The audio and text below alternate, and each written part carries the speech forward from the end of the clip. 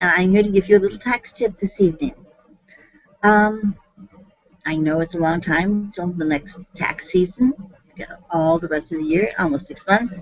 You know, it's never too late to start thinking about getting all those papers together and having a good idea of where things are so at the end of the year you're not pulling your hair out and going crazy trying to figure out what you can do to make things a little bit better.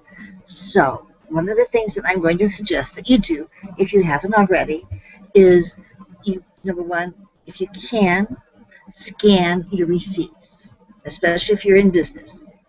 Scan your receipts and make sure that you have on there a record of, especially if it's a meal, who you went to the meal with, where you went, the purpose of the meeting, because everything has to be related to a business expense if you're in business, or if you're doing unreimbursed employee business expenses. So you copy, you fax, you scan them, and then what you do is you put them in order, and then you still keep the receipts. I had someone that was a tax professional and said, well, who was an accountant. And she said she was just talking about accounting, and she said, I scan everything, and then I just throw my receipts away. Well, you don't want to do that. Now, in an audit, your scanned things will work if you can't get to them. But if you have things on those receipts that you don't have scanned in, then you lose that information. So you want to make sure that the art is equal, that you put the information on the receipt, and then you scan it. So that if something does happen, you've got it. But you go ahead and give those receipts. It probably doesn't take up that much room. The rest is online on a computer. So if you get audited, all you have to do is pull them down.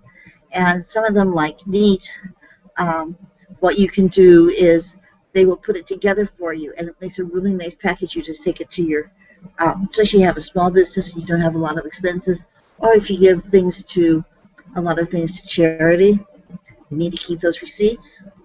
And sometimes they're just little bitty pieces of paper that are hard to keep track of. Like when you go to Goodwill and they give you something, you need to put on there what you gave and what you think the value was, what you paid for it, or sort of, and then what you think they could have sold it for. So that when you do come to an audit, when you do come to get your taxes and you have all that information down, if you ever get audited, you have the backup. And that makes life for you, your tax professional, and the person helping you with the audit, if they're not the same person, a whole lot easier. This is Ida Rowe on the Go, and if you want to get in touch with me, I'm on Ida Rowe on the Go at gmail.com. I look forward to hearing from you. Thank you.